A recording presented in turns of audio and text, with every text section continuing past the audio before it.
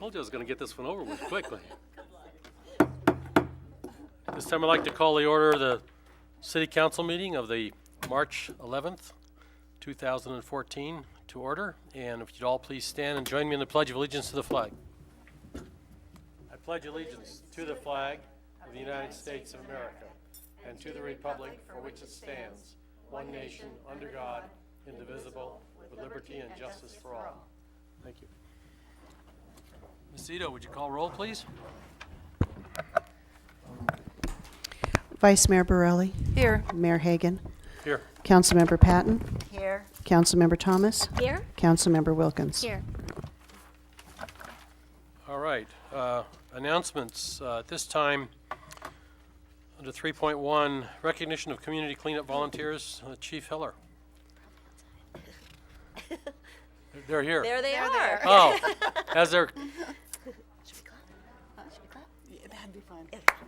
Hey.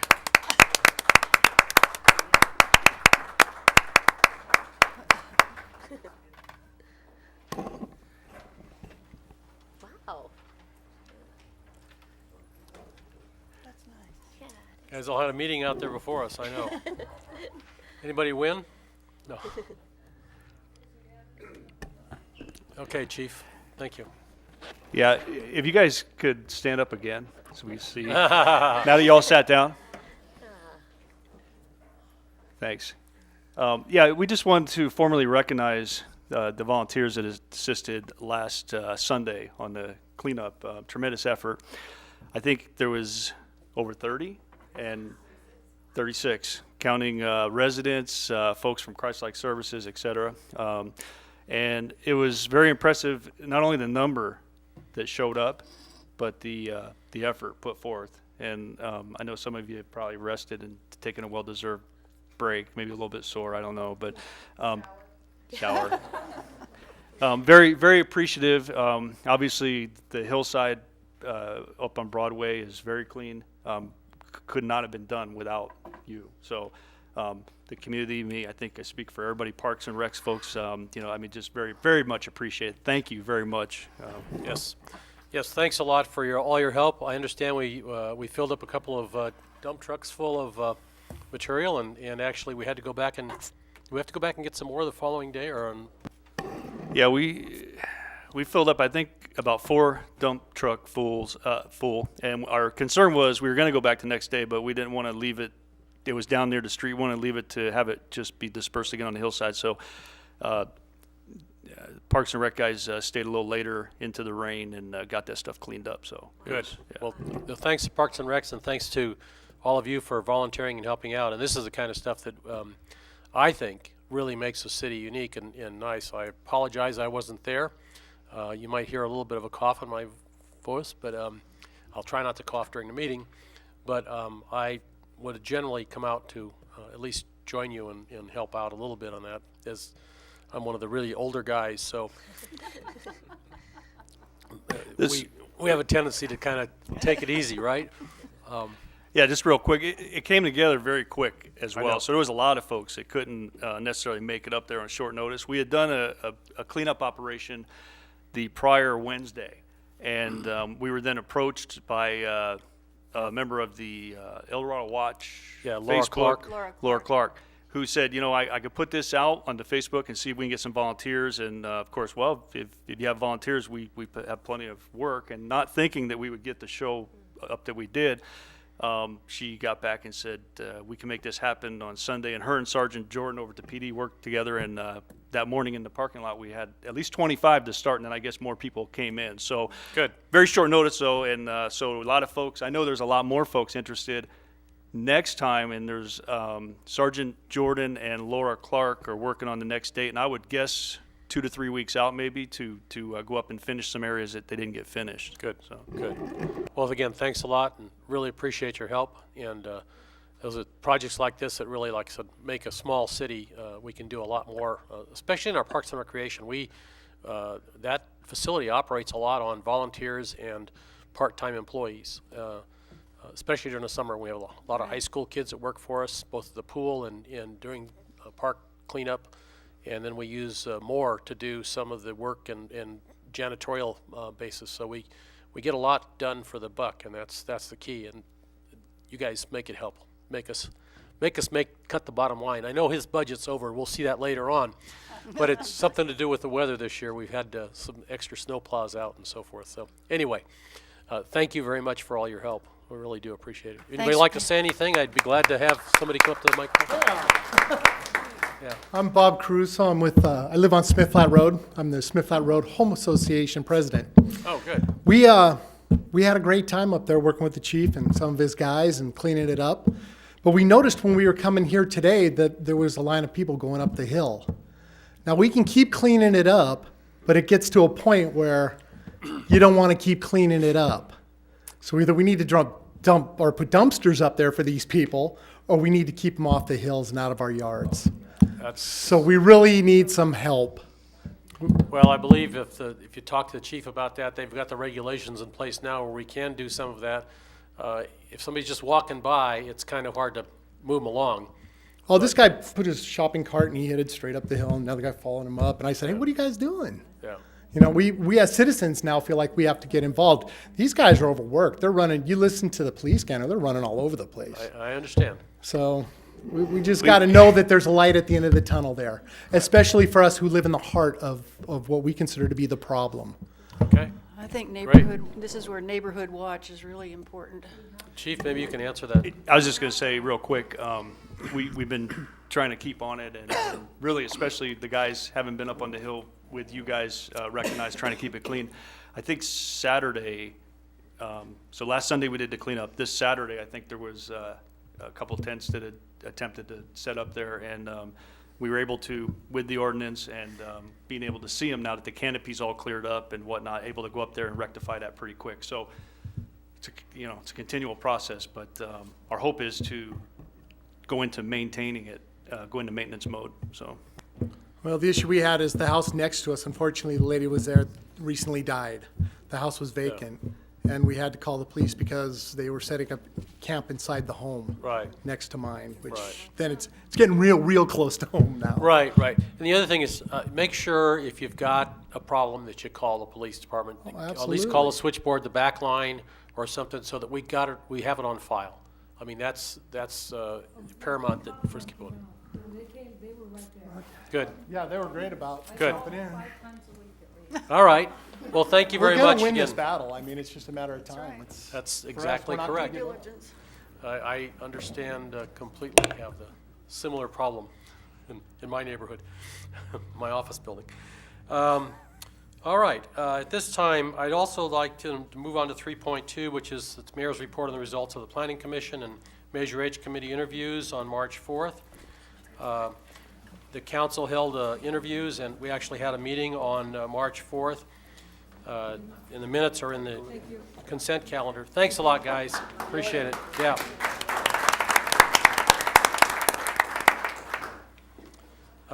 And on March 4th, the council held a meeting. We interviewed and selected from two candidates. We had Mr. John Sellers and Mr. John List apply for a position on the Planning Commission. And Mr. Lish was selected as to fill a vacant position on the Planning Commission. We also appointed Nina Van Sickle. Sickle. You want to do this? To the Measure H Committee. So again, thanks for that information, and thanks for the people participating in that. We really appreciate that. Carl, I was going to say, I think the fella, John Mr. Sellers, Sellers. he's applied for another commission. So, Good. yeah. I believe that would be, were there still openings on the Historical Advisory Committee?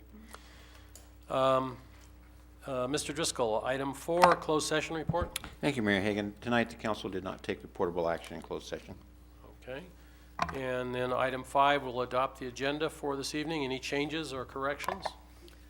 Move for the adoption? Second? So moved and seconded, all in favor? Aye. Aye. So, get that. No ceremonial matters scheduled, other than the one we just had. At this time, it's brief, non-agenda items, public comment. So this portion of the meeting is reserved for persons wishing to address the council on any matter not on the agenda within the subject matter of the jurisdiction of the City Council.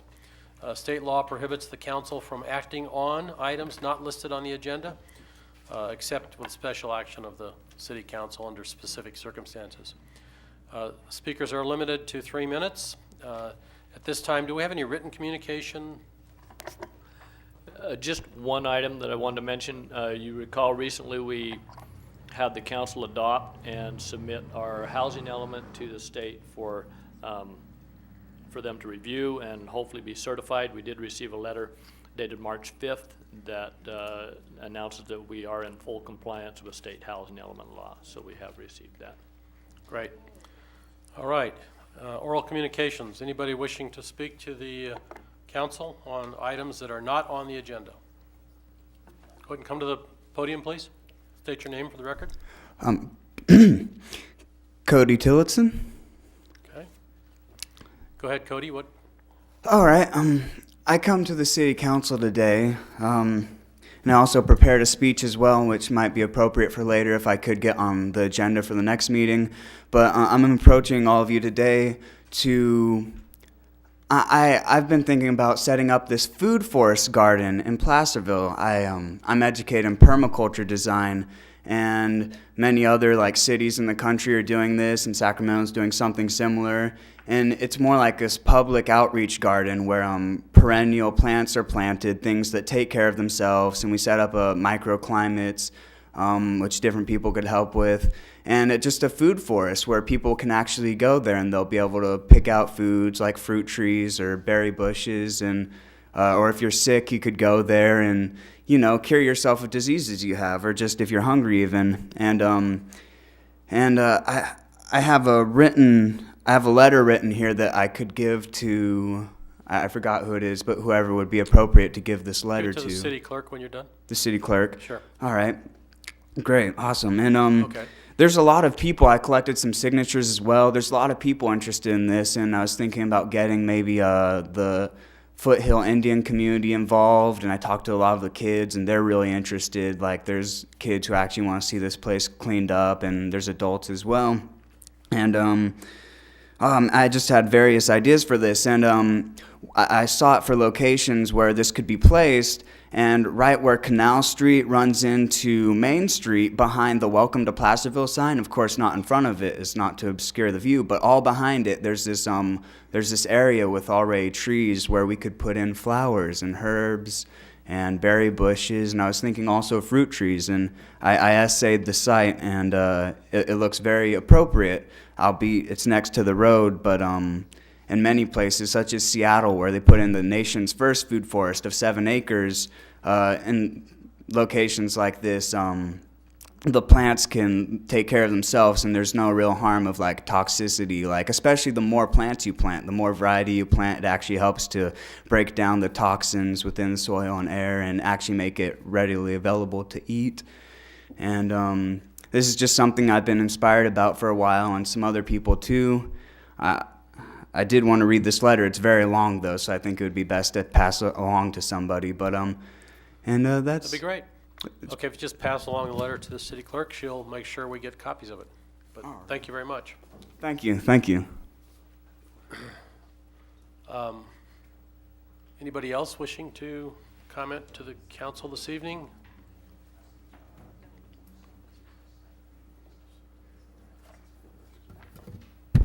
Sue Rodman, Placerville resident. I would like to congratulate Wendy on being the, what is it? Woman of the Year. Woman of the Year for District 5, and I think that was absolutely great. Great article in the Democrat about it, and I wanted to congratulate you. Well, thank you. And the other thing is that I was a recipient of the wonderful survey that we have going on, and I have to say I'm very disappointed. It was the person who called me had such a heavy accent that she was almost unintelligible. And then it was the same old survey stuff of, do you moderately agree, or would you really support, or only maybe support, or, so there was the same old 5 categories, which one do you pick? And the very repetitious language used, and I was very disappointed. I think we could have done a much better job. Okay, thank you. Anybody else wishing to address the council?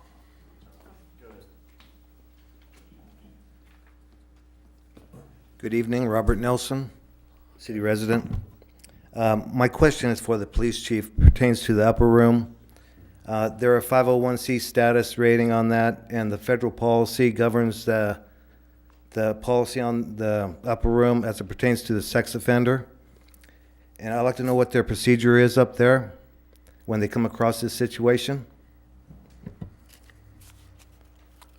Well, okay, when we're all done, we'll answer the questions, so go ahead and have a seat. Or do you have additional comments? Yes, if I could just look at my paperwork here to make sure I got everything. But yeah, it's a federal policy. 501c status says you can't have a sex offender eating in a room where the children are, regardless if there's children there or not. And the other day I took Point View off-ramp, and I saw a couple of people smoking marijuana outside the facility. So that triggered me to investigate this. So if you could give me some answers on their procedures when they come across this. Thank you very much. Okay. And anybody else wanting to come up? Speak very close to the mic. I'm not really good at this. My name is Lisa Maddie, and I am here with Tori Younghusband. Can you lift the mic up a little bit? Thank you. We're the owners of Gold Rush Taxi. Okay. And we started Gold Rush Taxi about 3 years ago while we were working with another local company. While working for that company, we noticed that there needed to be a great improvement of the taxi service in El Dorado County, i.e. Placerville. So came about Gold Rush Taxi and what we're kind of looking at as far as dependable, safe, quality taxi, something people would enjoy getting into. It's not been smoked in, it's not been, you can't have alcohol, we can't do any of that. However, I'm here tonight to talk briefly about the urgent need we have here in the city of Placerville. We believe that there needs to be stricter regulations for incoming taxis and for current taxis.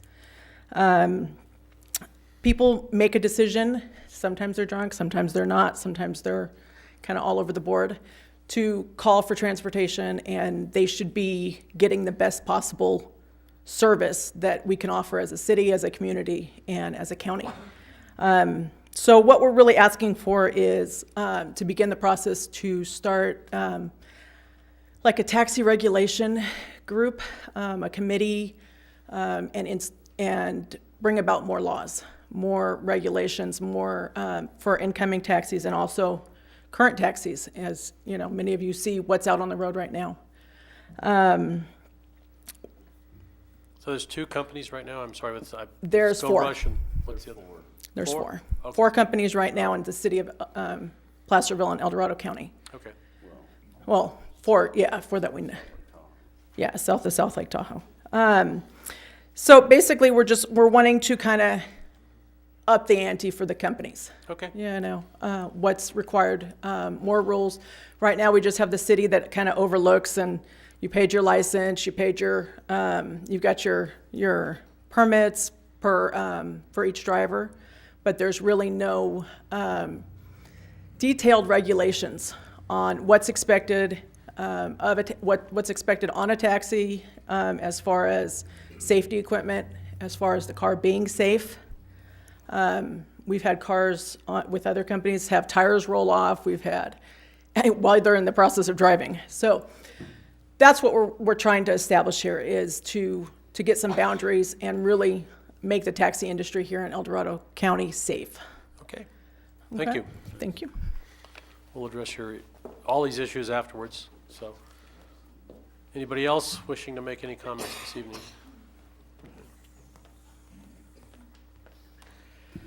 Good evening. My name is Guillermo De Coto. I'm from Placerville, grew up in Pleasant Valley pretty much my whole life. And part of what I want to say is in support of what Lisa Maddie and Tori Younghusband just expressed.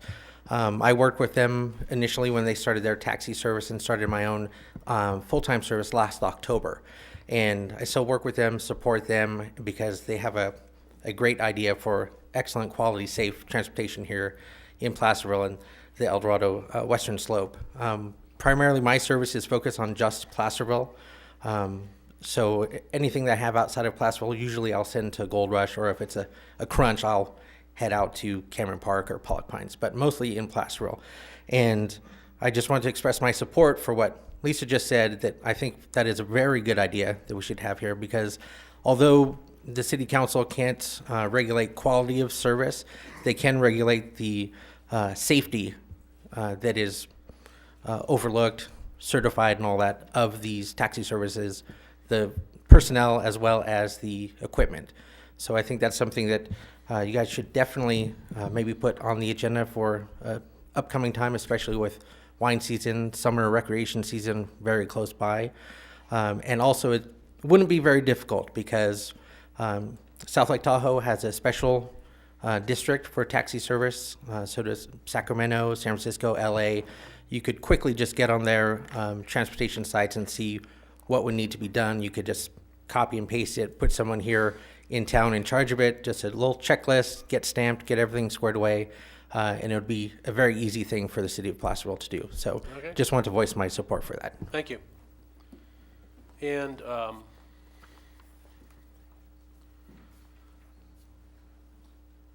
okay, anybody else with comments? Hi, my name is Gina Hale, resident in Placerville for almost 8 years. I'm on Upper Broadway, ground zero with the homeless issue, and that's why I'm here tonight. We have a homeless camp right across the street from Hangtown Motel, okay? I could look outside my kitchen window 24/7 and see these people going up and down this trail. Just Sunday afternoon, we watched 5 people come down off of this trail, walk across the street to the Hangtown Motel, because that's the food time, lunchtime, the people that come there and deliver the food. I feel sorry for the people that work so hard cleaning up those hills, because I feel like it's a never-ending situation. I mean, what are we gonna do? I can watch these people walk up and down Broadway 24 hours a day. We're still dealing with the garbage, the human waste, the shopping carts. We've had 2 people attacked on the bike trails recently. I don't even feel safe in my own home. I haven't used a bike trail in months because of this. I knew this was gonna happen. So that's why I'm here tonight, to make sure everyone is still aware that there is a major issue out there. Our police department is overworked. The homeless people that I'm talking about are not the ones that truly need the help. They're not the ones, you know, the elderly, the sick. I get that. I have compassion for that issue. Meals on Wheels, I'm for all of that. I'm talking about the people that are on drugs, whacked out, mentally ill, the ones that have been talked about in the Mountain Democrat lately with the guns and the sex offenders and everything else. That's who I'm talking about.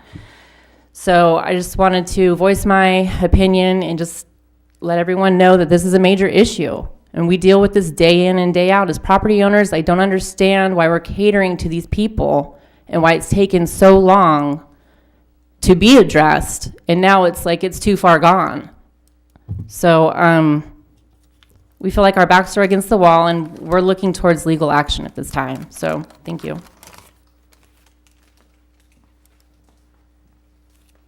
Okay, any other comments? Okay, I'm going to close the public hearing at this time.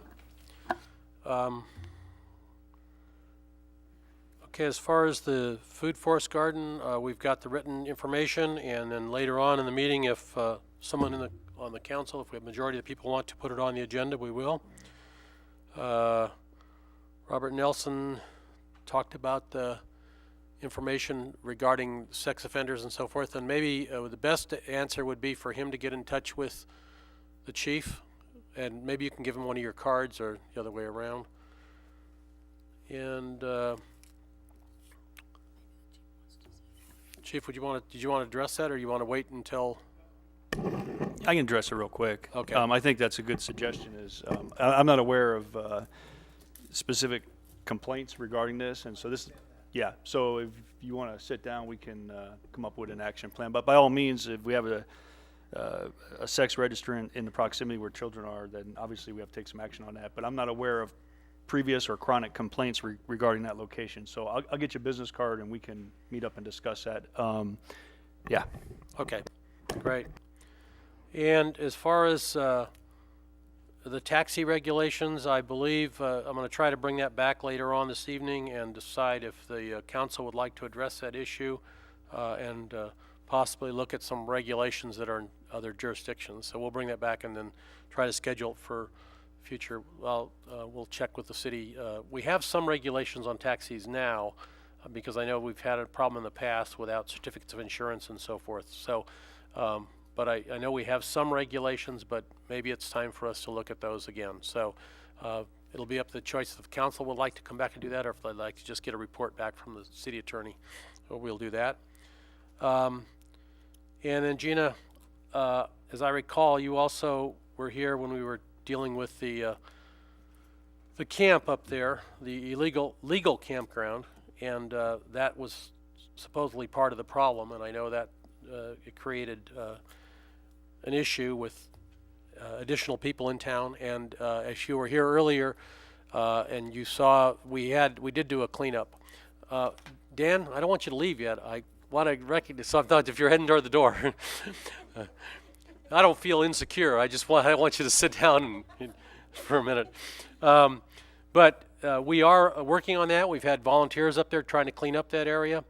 We have a process in place where we notify, put notice that we're going to close an illegal camp, and there's a process we have to go through to notify those people. They have rights. Whether you agree with them or not, I don't necessarily agree with them. I have a similar problem over by my office on the other side of town because we moved over there. So there are things that we are trying to do. We've put in place a couple of new regulations, one regarding illegal camping and the other regarding soliciting. So those are things we're working on. As I told the fellow from Smith Flat, one of the key things is that we need to continually notify the police department when there are issues. Do you have the phone number? Their back line, you can get that from one of the officers, and you can call a switchboard so they know that there's things going on. Obviously, it is not a high priority, but if they have time and they're in the area, they'll come by. So that's pretty much the update on that. And I believe the county is addressing this issue. When's it supposed to be on the county's agenda? I don't know when they have it scheduled, but they are looking at a similar to the ordinances that we adopted, following suit with those. So, okay, don't have a time frame for you yet. Yes. One thing that Gina said though was the fact of food being delivered to the Hangtown Motel. Is that true? I mean, I really don't know. I apologize, but I know that was an issue at the park with various entities delivering food. So is that something that the city could address? We can check into that. I'm not aware that they were delivering food there, but I know that they do. They're supposed to be delivering at, I think, the CRC now. Or at Mission Rescue. Mercy Way Rescue. Yeah. So, but we will look into that and see if, because they're not supposed to be delivering meals at that location. So. Well, and the other thing is the hotel does not, I don't believe the motel is registered. They may have kitchenettes, but I don't think they can serve food there. So I'm sure the motel doesn't want them delivered there either. So unless they're tenants. So, because as I recall, we had a issue with them before. So. Could I ask one question? Yeah. I thought that the food delivery and giving out the lunches was stopped completely. No, because they still do that, but it's supposed to be at that central location at the CRC or Mercy Way Rescue Mission is where they're delivering lunches for people. And the CRC is right next door to the kitchen, the upper room, right? Pretty much. But the upper room doesn't serve lunches, so that's No, they only serve one meal a wherein day. lies the, Right. yeah. So. Right. So I don't know if this is the right time, but I think maybe this is something that maybe we could bring back to the council. We could have like an update on the lunches and the Hangtown Motel, and because quite frankly, Hangtown Motel is on my radar for like TOT or their license. I mean, I'd like to know how it is that I don't know that we get TOT tax from that particular unit, and that's just one of the things that I would like to see if we could bring it back. Bring that We'll back review to it the next next report. just for a report on it, no action. All right. So at this time, I know we need to recognize Officer of the Year, Dan Maciel, Sergeant Maciel. Congratulations, you were nominated and won the Officer of the Year for the Placerville Police Department, and I want to congratulate you. Chief, would you like to say anything else, or did I saw it in the paper and I said, oh man, I wished I would have known that. But I know, we weren't notified. We used to be notified and invited to come, and we pay our own way. yeah. It wasn't our award. It was I know. I know. American Legion. American Legion put it out and advertised, I thought, and invited us. I think Dan's probably heard enough of the congratulations and accommodations, but I'll say it once again. He's done a terrific job. He was, he's been with the department since I think September 2002, and he was promoted to sergeant January of 13, and he was promoted because of his work ethic, leadership, etc. He's done a tremendous job. He has his officers. He leads by example. They're out there doing what we expect, representing a high level of professionalism, service, and leadership. So, absolutely, he's done a tremendous job. Congratulations again, Dan. Okay. Congratulations, Dan. Thank you very much. All right, at this time, I'm moving on to the consent calendar. Anybody in the council would like to remove any item from the consent calendar? I'd like to ask one question if I could. I don't really necessarily need to have it pulled, but Okay. otherwise I'd vote to approve the consent calendar. Which item? In the Parks and Rec fee schedule, I just wanted to know what a large inflatable was that's cost $6,000. Steve? Yeah. Maybe Mr. Lishman's in the audience. He's the recreation superintendent for the city of Placerville, and I'm sure he can give you a detailed description of what an inflatable is.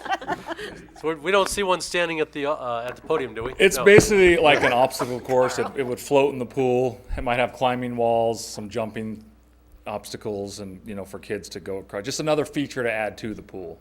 Okay. So it's a toy, basically? It's a toy, Oh, yeah. Okay. It's a fairly large toy. It's large. Like it'll go across the whole middle of the pool.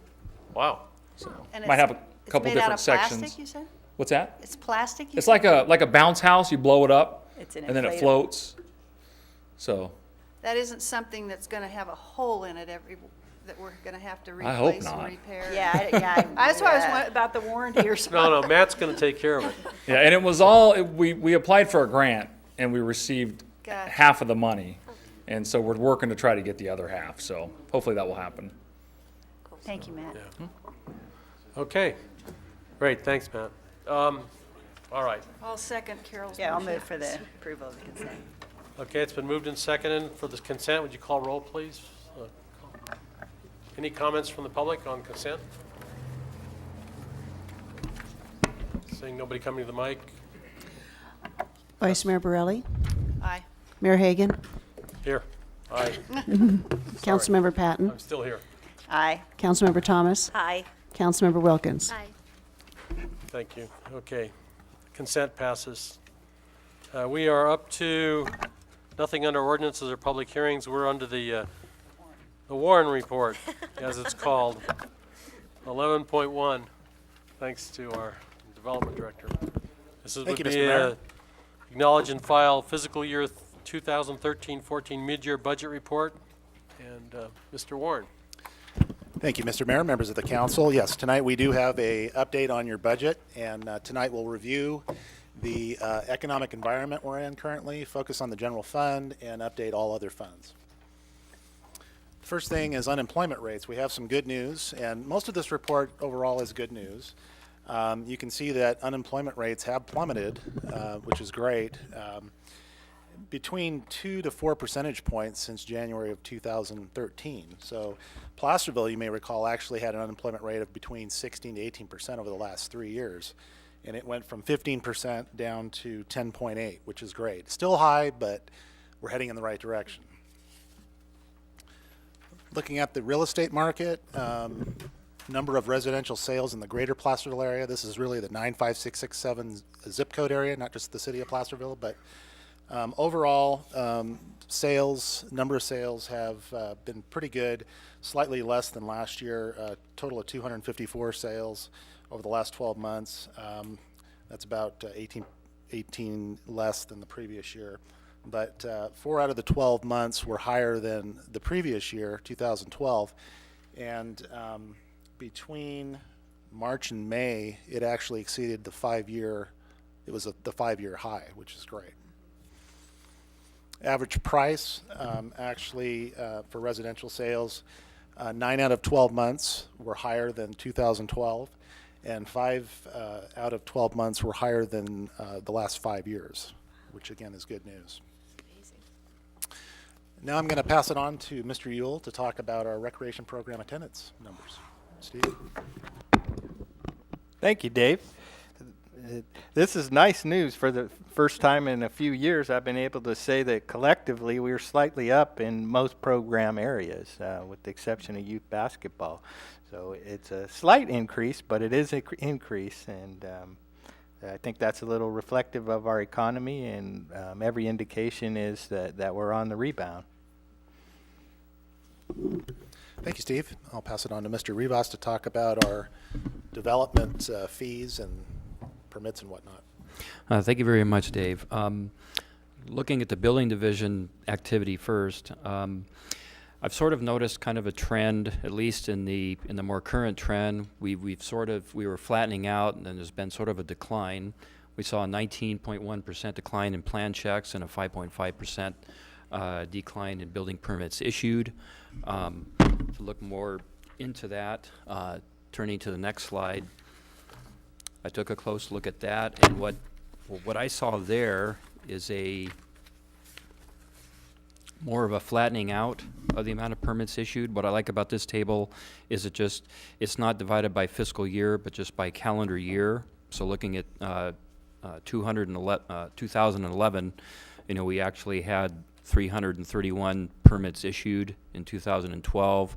We then had 440 permits issued. That was a 33% increase in construction permits issued. In 2013 then, we issued 434 permits, comprising basically a 1.4% decline. From January and February of this year, we've issued 52 permits. That's a 25% drop compared to the last January and February of the last fiscal year, or the last calendar year. But we're hopeful that that's just maybe a blip, and we'll pop up on that. It did affect our projections then for this coming fiscal year. We've brought it down just a little bit. To talk a little bit about new housing units permitted, we saw in 2012 we actually had 43 new housing permits permitted, and I think the reason for that large number was back in October of 2012 we had 39 permits that were issued for the Eschaton project, and so we saw a spike then because of that. In 2013 we've only issued 7, and then in 2014, at least thus far this calendar year, we've issued 0. But again, we're confident that maybe things will turn around once we get into the building season. Moving on to planning and zoning. Planning and zoning, we're actually seeing a pretty dramatic reduction in permitting activities. Essentially, we're looking at our forecast being reduced from 15,220, and we're looking at only 8,200. Looking at, if I can find it here.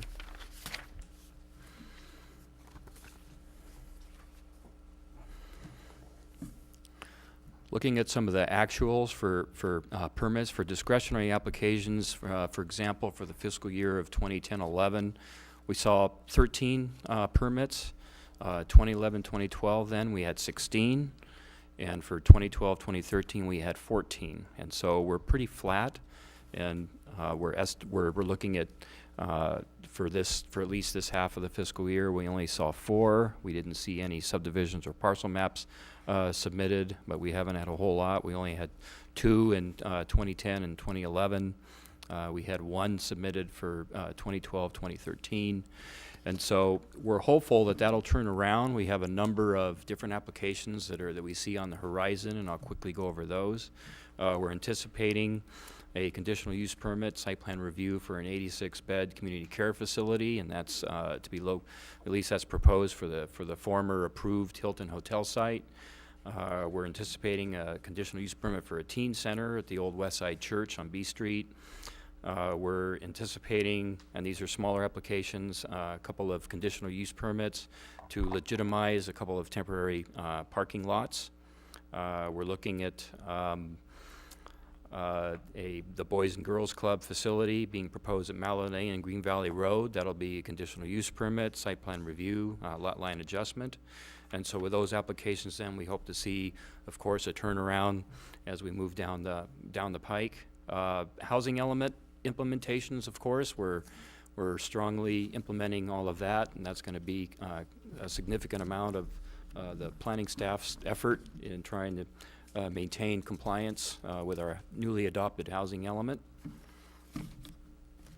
And then moving on to engineering.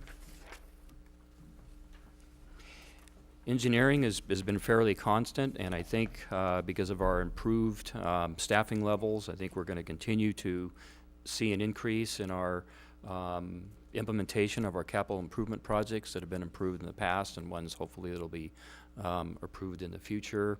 Our permits are pretty much stable. Development permits, we had 15 in 2010, 2011. We had 14 in 2011, 2012. Then we went down to 13 in 2012, 2013, and currently at this the first half of this fiscal year we have 5. We have a good indicator also is our encroachment permits, because sometimes they show activity that's going on, people improving their properties and different things. So we had 50 in 2010, 2011. We then went down to 40 in 2011, 2012. And in 2012, 2013, we went up 53, and we have 27 so far this half of the fiscal year. So with that, it looks like at least we're confident that things are stabilized, and hopefully we'll continue an upward swing in development activity. Thank you, Pierre. Sales tax is, as you know, is the most significant local economic indicator you have. It represents 52% of your general fund. Placerville continues to have strong per capita sales tax, primarily because you're in the golden chain along Highway 49, high tourism, you're the county seat. And currently, per capita is $325 as of 2012. Placerville was ranked number 47 out of 539 cities in that same year. Good news, the quarter ending September 2013, receipts were up by 12.55% reported, or $119,266. Full disclosure, there was an adjustment for one of your larger retailers that we found out after receiving this information, and it was basically a pass-through adjustment, but it was a positive. It was supposed to be a positive and a negative by about $28,000. The positive posted, the negative did not, so it overinflated your numbers by about $28,000. So if you reduce the amount, that 119 by 28, it's actually about a 9.53% increase, which is still really good year over year. Statewide, actually, preliminary results were 4.3, so your results are over double of what the statewide average is. The Board of Equalization is forecasting statewide sales tax for the fourth quarter as of December 31st, 6.4%, first quarter 4.4%, and second quarter 6.7%. And in the analysis you're about to see, we assumed those rates through June 30th, 2014, considering past growth and the last quarter of 9.5%, we felt it was prudent to do that for your Bradley Burns sales tax, which is 1 percentage point of the 8% sales tax. The actual fourth quarter results we'll receive this month, any day now. The forecasted sales tax totals $3,706,463 based on statewide trends and local experience, which represents $295,602 or 8.67% more than the 2012-2013 actual receipts, or 190,000, or 5.41% above budget, which is very good news. And the next slide, you'll see the regional results. I know it's kind of hard to see up there, but Placerville had county best. We had the highest rate of growth in the county for that quarter, and we also did well compared to other regional agencies. Keep in mind some of these percentages. You see some that are 57.99% and 75. Some of these agencies receive very little sales tax, and after getting their first quarter of internet sales tax, kind of blew their numbers out of the roof. So that's why those are so high. But the ones that receive quite a bit of sales tax, like South Lake Tahoe, El Dorado County Unincorporated, Elk Grove, Citrus Heights, Rancho Cordova, you can see our numbers actually did really well. The next slide is just kind of a portfolio of your sales tax, what it's made up of, and the types of businesses that contribute towards it. This graph this year, we added county pool and state pool, and what those are. In the past, we haven't shown it because it was a smaller portion and it really kind of muddied the waters. But basically, the reason why we show it, the county, is your internet sales tax is flowing through the county pool, and so each year in monitoring that, I thought it was important to add that to the graph, especially considering that, as you'll see in the next slide, there was significant growth in that area. Dave? Yeah. Which blue is that? What is the county The pool? blue that's the county pool is the 8.66, kind of at 2 o'clock. Yeah, and then the state is the 1.25? The state is the 1.25. Okay, thank you. You're welcome. Actually, I take that back. The state is the 0.03 at the very top. You can't even, it's a sliver. You really can't see it. It's so small. As a matter of fact, the state pool, just to give you an idea, it was negative $308. The year before it was $362. So it's a very small portion. And those are sales that come into the state, but it's not clearly identified where in the state. And so we all share in that based on our, what's that? They gave us, yeah, it was so good, we got a negative. But the good news is our county pool went from 121,000 to 170,000 for that quarter, and mostly because of internet sales tax. But the next slide shows you, and actually going back to this, you can see that auto dealers and building materials are one of your larger contributors, and that's important on the next slide, which you can see the winners and losers in those categories. You can see it's kind of a mixed bag.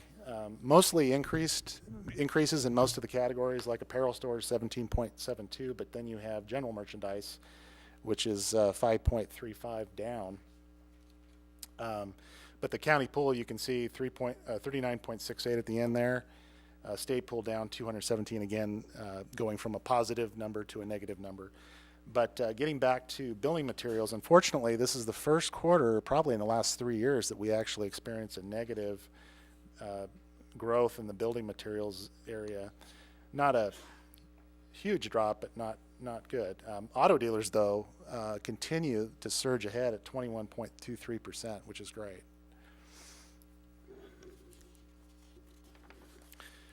Okay, the next slide is your historical sales tax. I've kind of lopped off a decade because it was getting a little hard to read. But you can see pre-recession growth compared to recession growth, or shrinkage to post-recession growth. And so the red bars indicate actual sales tax. The blue bars are deflated by inflation. We use the California, San Francisco, San Jose, Oakland CPI. And you can see that the forecast for 13-14, we're kind of at the 07-08 level, which is, it's better than the 04-05 level where we were last year. But if you take into account inflation, which is the green line, we're actually below the 04-05 level. But at least we're pulling out. We're receiving strong growth. Operating budget, just as a recap, you adopted a budget in June 2013, totaled $16,459,277. The general fund budget totaled $6,763,093. It included a $75,000 contingency.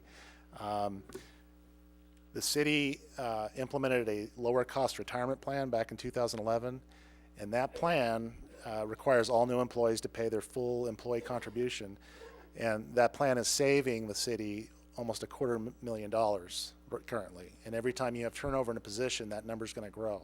So really helping out with our operating budget. Based on our forecast, your general fund budget,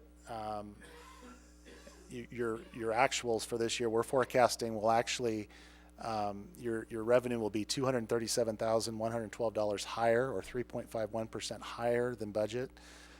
Expenditures, $39,267 less, or 0.56%. Net transfers in, actually, we're showing a decrease, and we'll talk more about that, but it's primarily because we're having to transfer out more money to your general liability fund for claims and unemployment. We're also recommending that we not transfer $80,000 from your reserve for economic uncertainties to the general fund for your contingency. And the reason for that is because you're in a surplus position, and it was really a kind of a budget balancing mechanism to afford your contingency, which is kind of a one-time expense with a one-time funding source. The next slide drills down to your revenues, and we talked about sales tax.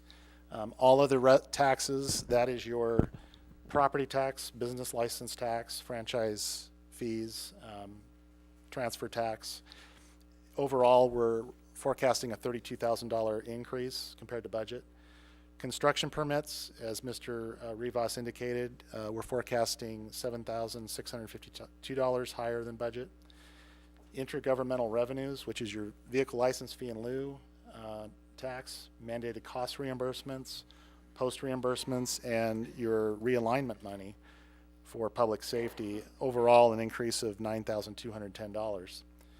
Charges for services, that can be anything from aquatics fees to planning, zoning, plan check, engineering fees. In aggregate, all those things, a slight decrease of $2,953. Fines and forfeitures, which is your vehicle code fines, your vehicle abatement, parking citations, down by $32,998. That's primarily because of vacancies and activity for fines and your vehicle code fines, excuse me. Could you put your microphone closer? Absolutely. Thank you. It's weaker. And would you repeat that one, what you said would do to what? Absolutely. So fines and forfeitures, we're forecasting $32,998 less, and that's primarily because of vehicle code fines being down. Issuance is down. We have 2 vacant positions, police officer positions, and we're hoping that as we fill those positions, those numbers will rise. Okay. Use of money and property, interest, sundries, rentals, your billboard. We had about 6 months of experience, actually 7 months total. And that ended, of course, as you know, and that's on the agenda tonight. But we did pick up our rental at Old City Hall, the Jane side, and so that gave us a little bit of a bump, in aggregate about $6,600. Other financing sources, that's your overhead charged to your enterprise funds, plus in Mr. Rivas's department, CIP cost recovery. So as his staff works on capital projects that are water, sewer, grant funded, we can charge those costs to those funds and recoup it to your general fund. So again, an increase overall of $237,112. Drilling down your expenditures by department, this slide does that, and I won't go through all of these, but your central storage, just as a reminder, that's non-departmental. For example, audit, lease payments for new city hall, LAFCO fees, contingency, animal control fees, and net transfers in. And the $154,000 decrease, or increase, we'll actually explain on the next page primarily. These are your transfers to and from the general fund. And you can see that the budget assumed $282,000 net transfers in. We're actually forecasting $114,754. The reason for that is, one, your general fund's in a surplus position. We're recommending not transferring the $80,000 from the reserve for the contingency. We believe that the general fund has ample revenue to cover that cost. The transfer from the general liability fund to the general fund, the original $80,000 was just for the general fund share of property and general liability insurance. In addition to that, we anticipate paying out by the end of the year $83,907 for liability claims. And these are general liability claims, settlements, attorney fees, so on and so forth. And then parking, because of revenues being down from budget, we're anticipating having to transfer an additional $3,597 to the parking fund.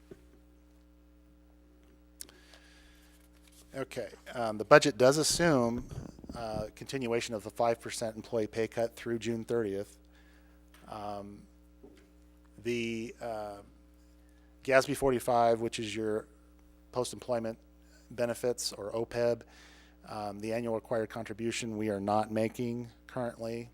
There's no contributions for future retiree medical. We're paying as you go. We're paying the premiums that were charged today, but we're not putting anything in the pot in addition to that.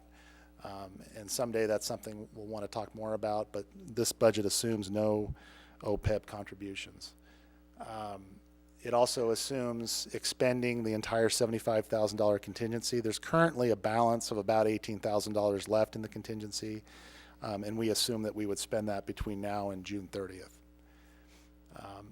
The projected surplus is based on current revenues and expenditure trends, and the surplus is primarily due to the $237,112 in additional revenues. And you've seen this slide many times. It's just kind of a litmus test of where are we compared to our 06-07 high mark. And you can see that our forecast, if you compare it to the 06-07 period, which was very healthy, we're still, revenues are still about $1,385,000 less than that period, or 16.53%. Since that time, we've incurred about 14% inflation. So if you take the 16% less revenue and the 14%, you're essentially providing the same essential services with about 30% less resources. Moving on to Measure J, which is your fund that augments police officer salaries and benefits. More good news as far as sales tax. We are forecasting a $31,299 growth factor for the year, or 3.53%. That's $21,000 or 2.44% above budget. And you have your expenditures are forecast to be $46,000 less. That's primarily because of the vacancies we've had, the 2 police officer positions that currently are vacant. We assume them being filled, but because they've been vacant most of the year, there's savings there. We did assume a payment of $8,000 to the Reserve for Economic Uncertainties as negotiated with the Placerville Police Officers Association towards the $137,000 loan, interfund loan. Sewer Enterprise Fund. You may recall that this fiscal year was the first year that you made a full debt service payment on the 2006 SRF loan. As a way of kind of smoothing that, you built up a rate stabilization reserve of $1.9 million cash in the bank. And so the deficit you see down there, the $641,768, that was planned to come out of that rate stabilization reserve.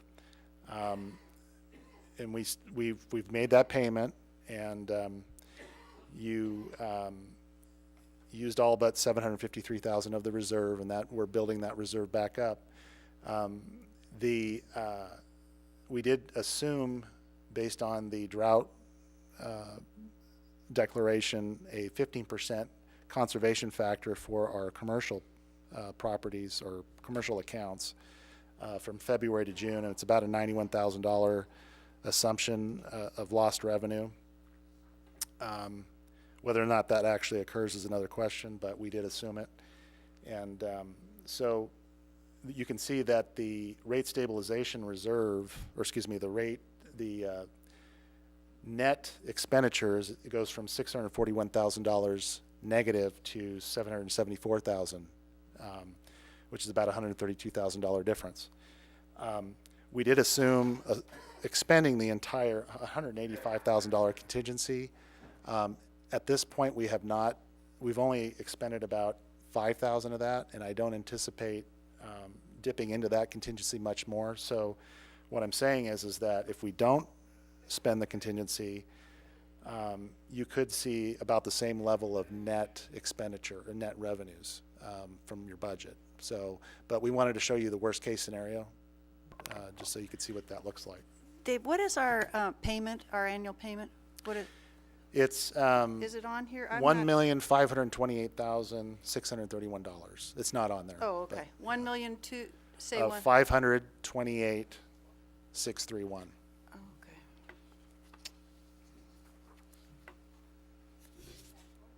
Our payment, our annual payment for the bonds, for the debt service. That was for the improvements made to the plant wastewater about plant. three years ago. Sorry, how long is that debt still? We have 30 years? I don't have any. Yeah, we're actually Where are we year in the- 4 of a 30-year loan. Year 4 of a Yeah. 30-year loan?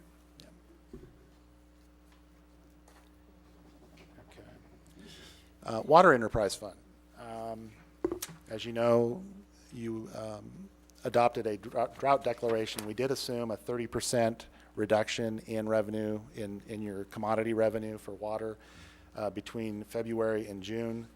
And that's primarily the result of that assumed $155,000 deficit. Similar story to your Sewer Enterprise Fund. The Water Enterprise Fund has a $130,000 contingency. We don't anticipate expending that entire contingency. You've only spent about $5,000 out of that contingency, so the other 125, there's a good chance we won't have to dip into that, and that will lessen your deficit if that occurs. Dave, can I ask a question? Sure. So when you say that we have a $130,000 contingency in the enterprise fund, and then we also have one in the enterprise fund, so we have these separate caches, if you will, for each fund of contingency? Or are they all part of one? Each fund has their own contingency. And it's actually like an unidentified expenditure. So we set aside within the budget, for example, in the Sewer Enterprise Fund, $185,000. We assume that expenditure, but it hasn't been identified for any specific purpose. So if there's an emergency repair that Mr. Yule has to do, Right. we can draw down from that. Okay. Yeah. And then that's separate than the fund for unforeseen whatever expenditures? That's over and beyond your reserve. Okay. Correct. Thank you. Yeah, just to clarify, what he's talking about in these are expenditures, a contingency expenditure.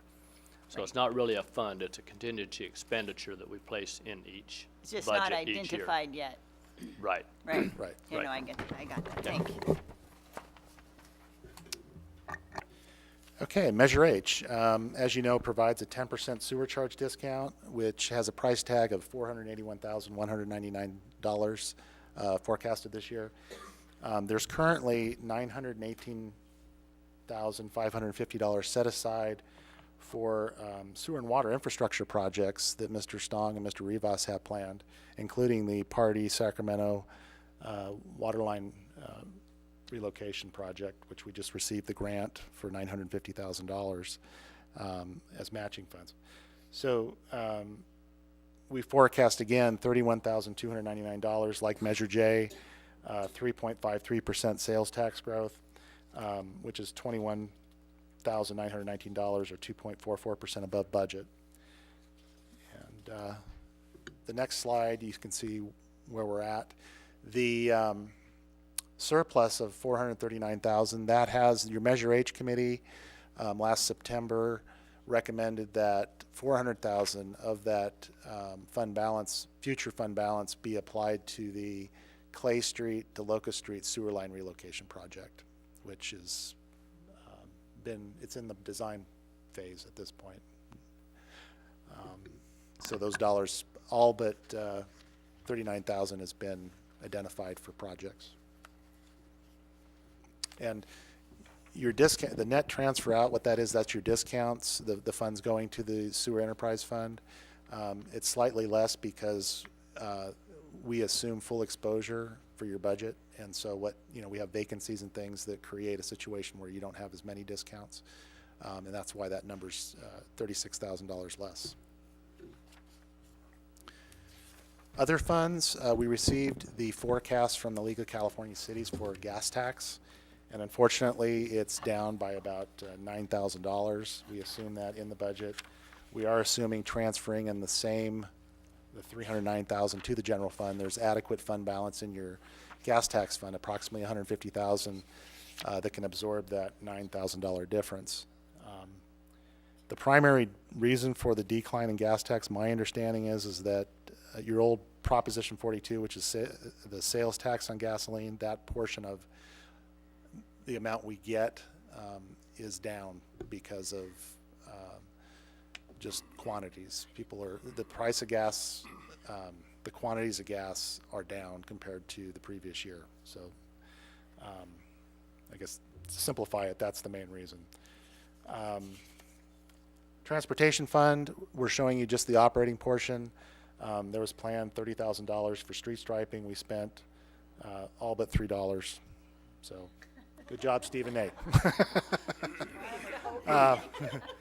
Parking fund, unfortunately, we're anticipating a shortfall of about $3,500. We talked about an additional transfer out from the general fund, $3,597, and it's shown there over budget.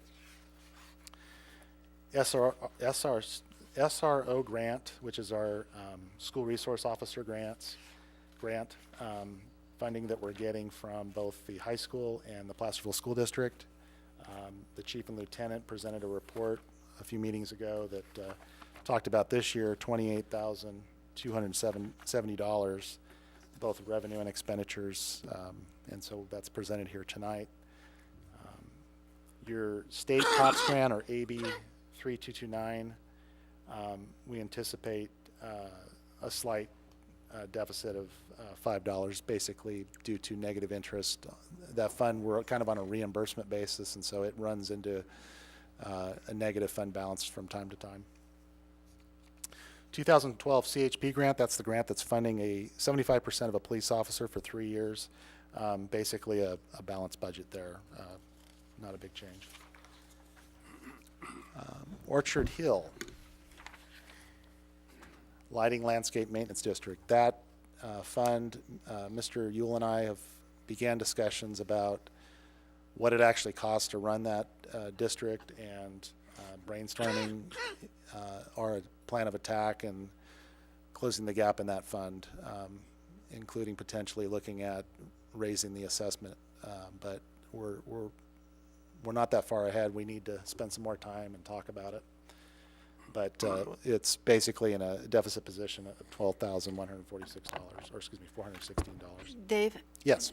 Question on that. I asked about this a few months back because I'm not quite sure on that assessment, but I thought that was something that was set when when all the permits and everything went out, and I don't understand why there isn't a built-in escalation clause. You're absolutely right, and unfortunately, when it was adopted, it did not include an escalation, an inflator. Now, your benefit assessment districts at the Rigid Orchard Hill, those include inflators. Okay. Those were, so future, we definitely get the message that's something we need to do, and we're doing that. Okay. With this one, it is a Prop 218 issue, so we would have to go to the property owners if we wanted to raise the assessments. Oh, that's right. Now we would I have to remember. notice Okay. them like we do water and sewer rates, if the city chose to do that. Okay. Cottonwood, now that Duffy Park's open, we're still able to maintain that budget and end up with a $1,400 surplus. Those costs will increase over time, but right now it's covering its costs fine. We talked about the Ridge at Orchard Hill BAD, or Benefit Assessment Districts. That fund, or those funds, there's actually two funds, we combine them there, are in a surplus position. There is planned monies to be set aside for deferred maintenance, and that's what that $22,000 will be used for. General liability, which is an internal service fund. You can see it where it says under over. There was an increase in net transfers in by $83,000 again. Liability claims of $81,000 additional coming from the general fund, and $2,500 in unemployment claims coming from the general fund, paying that fund for those costs. Equipment replacement, we use this one-time funding source to purchase some public works vehicles, and we actually surplus some additional equipment and received almost $1,800 that can be used next year for additional equipment purchases. And your reserve for economic uncertainty, lastly, there was a planned net transfer out of $57,000. What we're forecasting is $8,700 net coming in, and that's primarily because we're recommending that we not transfer $80,000 from that reserve to the general fund. Rather keep it in the reserve because the general fund can afford its own contingency at this time. And there's $8,000 coming back from Measure J as a payment on the interfund loan. So in summary, your entire budget, your revised budget had a planned deficit of $309,000, primarily because of your sewer enterprise fund use of the reserve for your rate stabilization reserve. That deficit decreased slightly because of positive experience in the general fund and other funds. So the deficit reduced from 309 to 298. Total revenues up, actually down slightly, 71,195. Expenditures down slightly, $82,377. So in closing, the City Council and management continue to operate the city in a prudent, responsible manner. We anticipate year-end operating expenditures to be within the existing operating budget for most funds, and we'll provide you an update at your budget workshop that's tentatively scheduled on May 8th. And with that, I'd be happy to entertain any questions or comments. Any council have questions? Additional questions? Okay. Thank you. Thank you, Dave, for your always excellent report.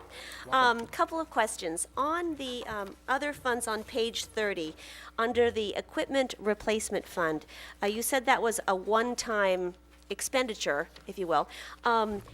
Do we have a capital fund somewhere else for, if we have to replace equipment, which we obviously will? Is there another fund set up for that? For general equipment, that's the only fund we have. And literally, Mr. Yule surplus several older vehicles that were kind of mothballed, and that's where that $27,000 came from. And he has vehicles that in some respects aren't compliant with certain laws that he had to replace, and so we had to fund from other sources the remaining difference for those vehicles. But to answer your question, you have in your water enterprise fund some monies for capital replacement, not a lot, but some, and in your sewer enterprise fund. So what would what kinds of equipment? It would have to have a nexus to the water and sewer fund, although most anything dealing with our infrastructure would have that nexus. Is that correct? That's right. And some have a partial nexus. For example, if you have a dump truck that can service streets, storm drains, sewer lines, and water lines, part of that cost can be borne by the sewer and water enterprise funds. Okay. And so we do an analysis at budget time to figure out what is a fair share for each fund, general fund, water, sewer. Because I know there's needs in our Public Works Department, and is this something we should look at as growth occurs, as far Yes. as establishing an equipment replacement fund? Right, absolutely. And I think one of the real needs is in your general, when you talk about streets, storm drains, sidewalks, the equipment used to make those repairs, you really don't have an ongoing funding source for that. And that's Okay. something that we desperately need. All right, so that seems to, yeah. And my follow-up question to that, so as growth occurs, and as we're seeing there's some reserves in our general fund with this budget, what is our plan for that revenue? I mean, do we have a plan where, we're going to, address perhaps establishing a, equipment fund, or are they either roads or salaries or infrastructure? How do we decide that year to year? Yeah, that's a great question. And at budget time, when we have our workshop, that's something that we would like to talk to the council about. Okay. This forecast is based on 1 quarter of sales tax, so we'd really like to see at least 2 quarters. We'll receive our fourth quarter return this month, and so that'll provide us more information. But yes, and there's certain commitments with the employees that we look at certain things. There's triggers in their contract that we also have to we have commitments to. So, but at budget time, we'll have a lot of those answers for you and recommendations. All right, thank you, Dave. Thank That's you. all for now. Yes. Along the lines of Wendy's question about the equipment, what about renting equipment? Can you do, I know that there's firms that do that. Have we looked into that to see if, I would like to defer to Mr. Yule. and maybe we already, Carl said he thinks we I'm do a not lot sure now, but. what we can. That's always an option, that we should explore. Leasing, like lease purchase might make sense, for example, for a street sweeper. Right. Those really large ticket items. Yeah, your Vector truck that you purchased back in 2008, that was actually purchased with a lease, an 8-year lease. Thank you. Okay. Any additional questions, Carol or Tricia? Okay, at this point, this is a receive and file option, but I will take public comment if there are any questions.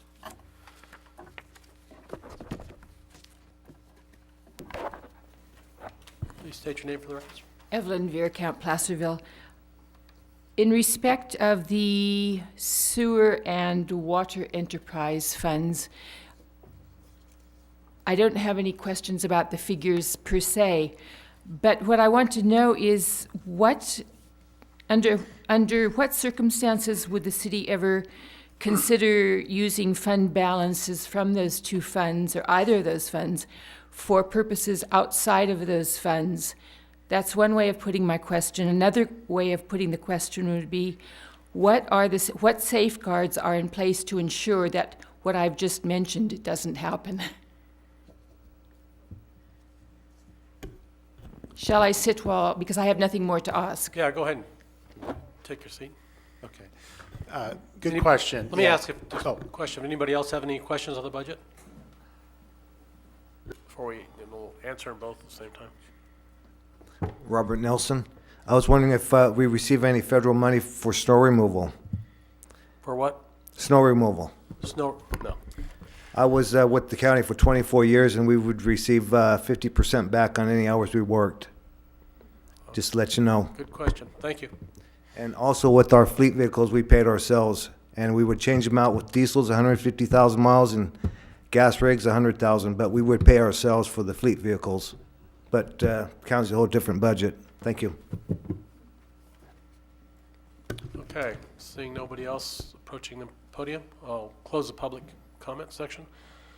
Dave, could you answer those two questions, please? Yeah, in regards to Ms. Veerkamp's questions, both water and sewer enterprise funds are restricted, and they're treated as so. Basically, any cost borne by those funds, there has to be a direct nexus to either, for example, the water system.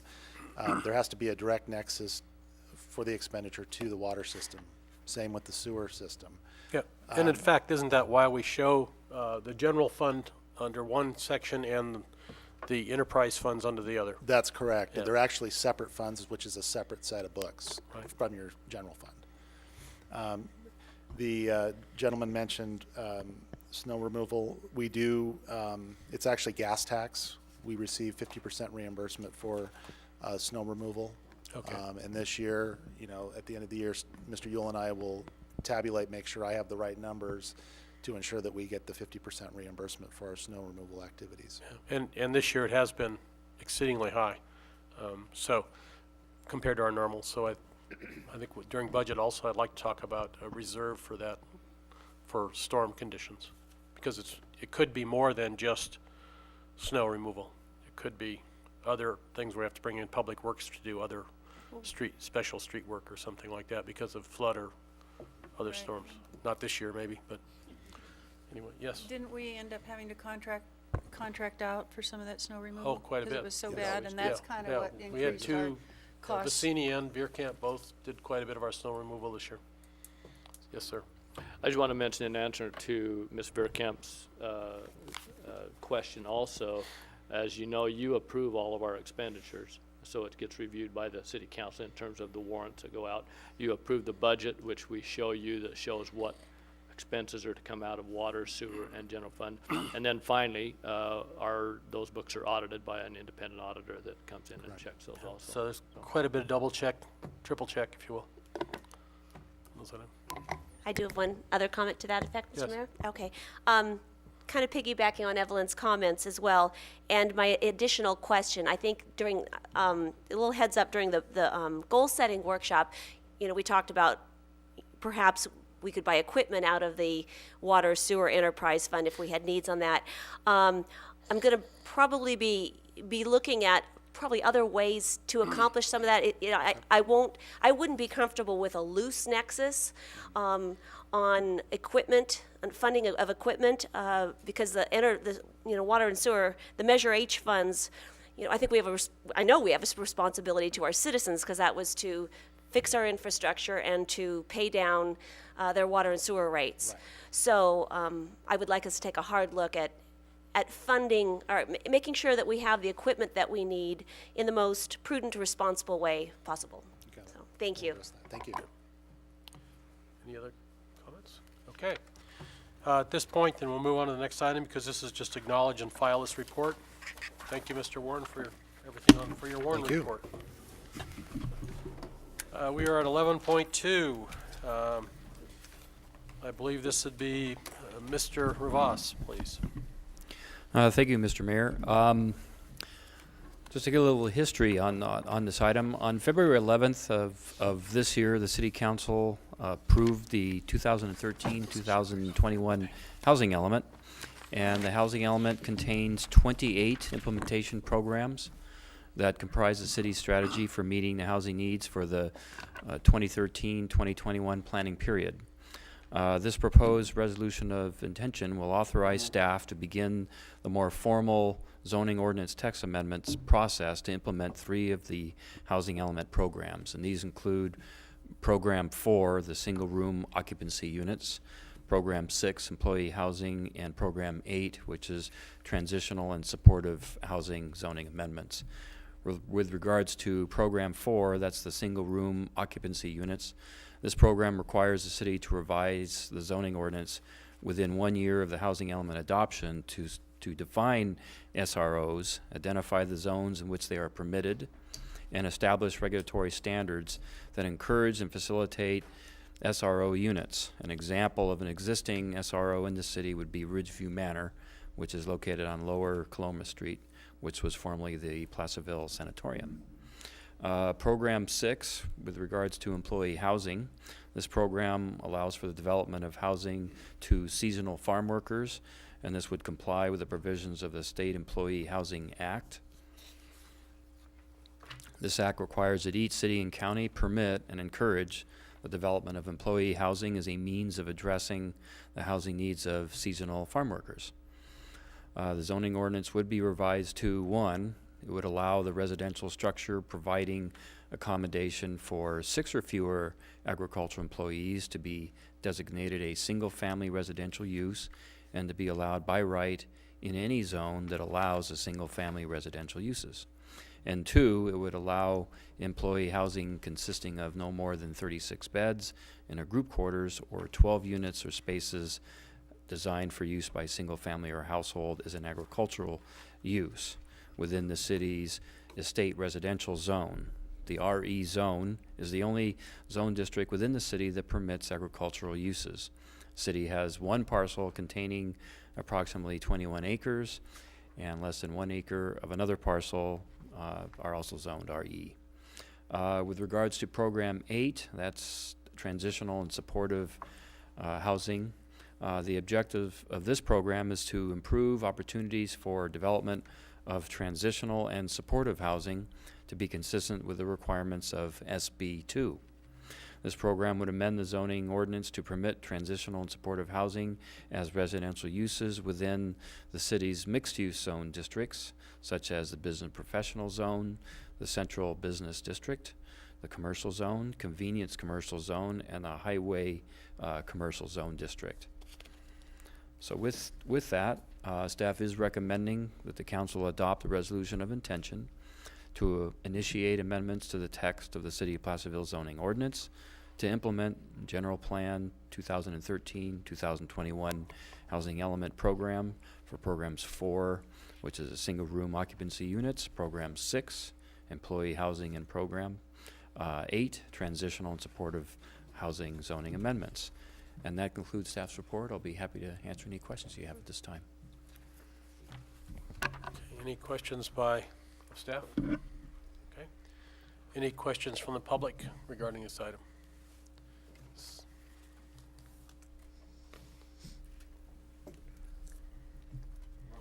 I don't know where the 21 acres is at, but also, right now, in Sac County and 8 other counties in the state, the Department of Justice is looking at these SROs and how they're affecting the communities. You can talk to the sheriff in Sac County to find out more about it. There's a new system out with iPhones coming out, law enforcement iPhones, with face recognition and fingerprint technology instantaneously. It would be useful for the upper room in identifying the sex offenders who are up there. Also, if you could take pictures up there. Anyway, the Department of Justice is looking at these SROs very closely because what the crime they bring in. I ask that you delay the vote on this tonight. You have 1 year to do it and look more into it. Also, if the location is in a school bus route or near a school, you're going to run into other problems. There's the Safe Route to Schools. It was signed by the Obama administration and Governor Schwarzenegger in 2010. It's actually the DuGard law. When she was rediscovered in Antioch, the Obama administration passed this. It's very powerful. And you might not be able to put this, the SROs and the transitional housing on Broadway if that's where this acreage is at. So delay your vote tonight, look into all this stuff. We need to get our ducks in a row before we have another mishap, another bad location. Thank you very much. Okay, just clarify, I believe the SROs are not on the 21 acre parcel, they're agricultural stuff. You can go ahead and have a seat. And then that has to do with the agricultural property, correct? Yes, that's correct. Okay, and then this again just opens the procedure where public comment will be taken at both the Planning Commission and a public hearing here. So there'll be 2 more additional opportunities to discuss these items and see if there are changes in the state law. But we need to move forward with these things to get the ball rolling so that we don't have a rush at the last minute on all of our housing element features that we need to do. There are several things that was just approved, and we have a time, a stopwatch, if you will, is starting. And I think we have, 1 year to exercise this, and some of these processes, because of the public hearing notices and so forth, take quite a bit of time to actually go through that process. So we're not here to dissect the object tonight, but those issues could be addressed at the meetings. And also on that I-app, if you will, we are on top of that, and I think we have one coming to this PD, at least. Yeah, because the county has 3 or 4, and we're going to have one coming to the city. So, and that what was the other comment he had on that? Just Yeah, The 21 acres. if I may assist the speaker, Mr. Mayor, Mr. Nelson appeared to be concerned that the action of the council was basically going to approve SROs. Basically, what you're doing is you are initiating a formal process to amend the code to allow SROs, and so if you approve in the affirmative to go ahead, then staff will start the formal process. We'll research RSOs. We're going to put together and try and regulate them, create some standards and such. So we're still a ways off from actually amending the code to allow them. This is just authorizing staff to begin the work. So we can certainly contact the Sheriff's Department of Sacramento County, and we'll be probably looking at other jurisdictions on how they regulate them, so that we can come forth with an ordinance to allow them, but regulate them so they're not a problem. Great. Yes. I can certainly see how they could be a help in, truly transitional housing, and how they could also be a detriment, like Mr. Nelson was expressing. Are SROs a necessary component of our housing element? Yes, they are under, and I cite it in the staff report. It's basically Government Code 65583C1 is requiring all cities and counties in the state of California to identify zone districts that would permit SROs. And so in compliance with that government code, then our adopted housing element is requiring that we move forward with a program to amend our code to allow SROs. Okay, so while they are a state requirement, we do have the local control of regulating them and putting in safeguards for our community within our own housing element? Yes, we do. When we look at amending our zoning code, we'll put development standards in the zoning code on how those uses would operate. All right, thanks for clarifying that, Peter. You're welcome. Okay. Yes. Here, but just because you change the zoning to accommodate SROs or ag zoning doesn't mandate that that's the only thing that can be used there. I think we dealt with this the last time with the R5 zoning. It doesn't exclude the other uses that are listed by right or by permit within that zone. Thank you. All right, I'll bring it back to the council for action. I move we adopt the resolution of intention as described in the staff's report. I'll second. It's been moved and seconded. All in favor? Aye. Aye. Passes unanimously. Did you get the motion makers, Susan? Okay. And we are at 11.3. Mr. Morris, this is an adoption to authorize resolution authorizing the city manager to execute an agreement with this assignment of outdoor advertising leases. Thank you, Mayor and Council. As you may recall, recently we brought an action to the council requesting that we cancel 2 leases for outdoor advertising signs located just west of the Ray Laurie Drive bridge crossing. And we ran into some problems as we further looked at that and looked at things and discovered that in 2002, when we received the parcels from Caltrans and ultimately had these leases for these 2 billboards given to the city, we discovered within the last year or so here that those parcels were not actually some of the parcels that were given to the city. So those billboards were actually on a property that was still owned by Caltrans. Therefore, there were some complications in we did still own the leases, but there were some complications in the language in the leases that did not allow us to cancel them. They allowed Caltrans to cancel them. And therefore, since they're on Caltrans property, we are recommending that these be these leases be transferred back to Caltrans. We've had discussions with them. They understand our intent and that we want to have them removed. They need to be removed probably for future interchange improvements anyway. And so it's our understanding that is their intention, that they will terminate the leases once they are given back to them. So the action you are taking tonight will be to authorize me to execute the agreements with Caltrans for the assignment of those leases back to Caltrans as they previously were. And either myself or the city attorney who helped work on this, put most of this together, can answer any questions you have. Any questions? I just have a question about, okay, so we found out that we don't own that land. Caltrans does. Are they going to give us that? We don't need to. Those are actually in a location that are closer to Highway To the 50 highway, so where they need they it. would keep Okay. it. We don't need it for what we're doing. Oh, okay. And for the interchange, we don't have to transfer it to the city to fix it, build the interchange, and then it's, okay. No, we have what we need. I'm looking at our city engineer, but our understanding is we have everything we need to do those improvements, so. Good, okay. And, And, go ahead. yeah. You note in here that Caltrans will be terminating the leases. Do we have a guarantee of that? No. We don't have it in writing. Well, I do have an email that says that they good. plan It's on in writing then. terminating. Grab that Okay. So we do have it in that form, but they could always change their mind. However, with the improvements to Western Placerville interchanges, it's doubtful that the billboards would be, at least one of them would be able to remain, if not both of them, because there's not the access to maintain them that Caltrans would allow. So. In the middle of an interchange? Yeah. So they indicated that they want to terminate the leases, and I think their intent is to do that. Okay. In fact, I believe you had conversation just within the last week or so where they asked when we were going to Yeah. take this action so that they could begin that termination Okay. process. So- Thank you.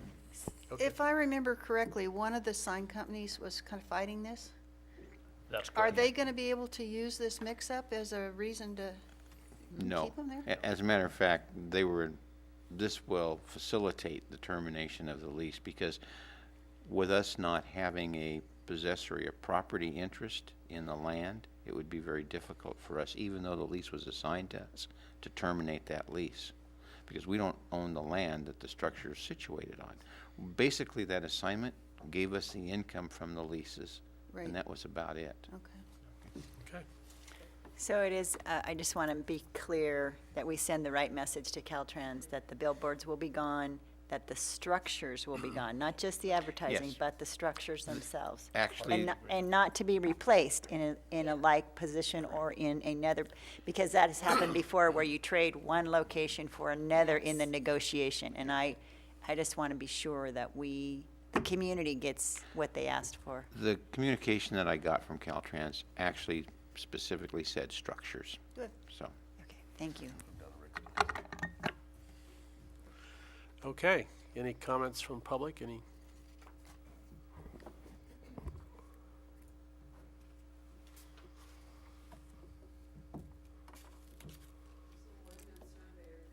Eliminated the problem in the first place, probably. And does this give us any hope to get rid of the bunny ranch? Wrong end of town. I know, but appears Probably to be not. within Placerville city limits, I'm not sure if it's in the because city it's limits or before not. the Point View exit. They've cleaned it up, so. Well, it's still the pink bunny ranch hideous sign up there, which if we get rid of the other two, it would be nice to get rid of that one too.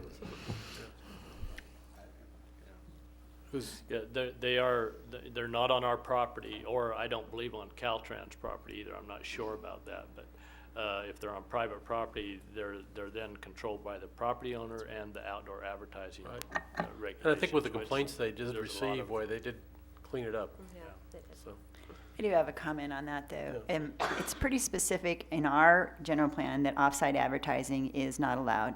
And also, in my question with that particular billboard has to do with the Highway 50 scenic status.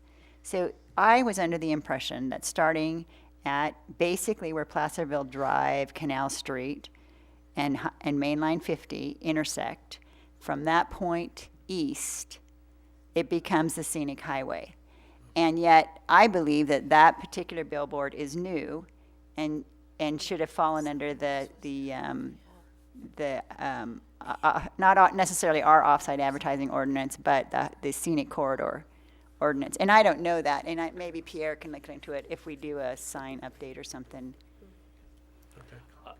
I can check into that.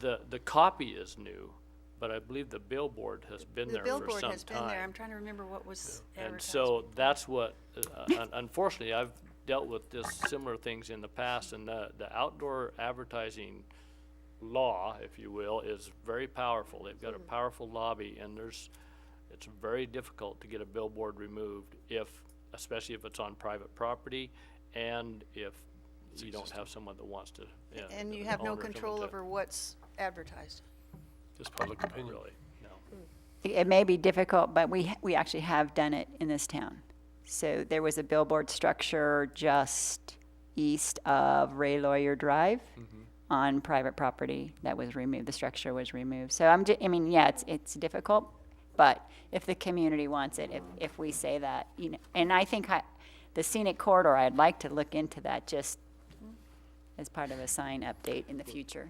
Okay, we can go back and kind of prepare something to, you know, Thanks. what it would take to look at that, so. Okay. So at this point, I'll bring it back to the council for action. I'll move staff's recommendation. Moved and seconded. All in favor? Aye. Aye. Pass unanimously. No opposed. At this point, council reports from other agency meetings. Let's see, Trish or Trish, you can. Trish, Transit, anything to do with the city? Okay, Trish got to run the meeting. all right. Yes. Our But she new did a good job, too. Vice Chair. I'm vice chair, but I don't have, we didn't, no, I have no. And under the Transportation Commission, I'd just like to report that there was a press release that went out this week under the CMAQ, which is the congestion and mitigation funds that are administered through they're federal funds that come to the county through ETC, the Transportation Commission, and through SACOG.